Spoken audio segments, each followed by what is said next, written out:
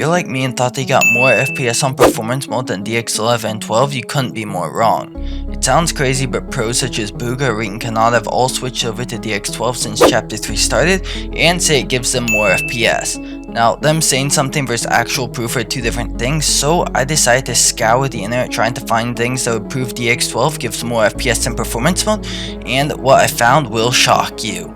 I was about an hour into looking for information about this when I came across this graph that showed the exact amount of input delay and FPS you got with performance mode versus DirectX 12, and as you can tell, it says that DX12 gives more FPS. However, I thought they could have just been made by someone that doesn't know what they're talking about, so I then realized that the only way to get the right answer was to do some testing.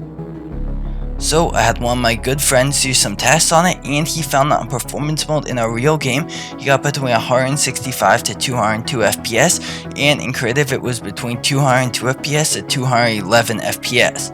Now, this is the punchline. On DX12 he got a stable 240 FPS in creative, and I mean stable, and in game he mostly got between 201 and 210 FPS with a low of 165, which was 15% higher than on performance mode.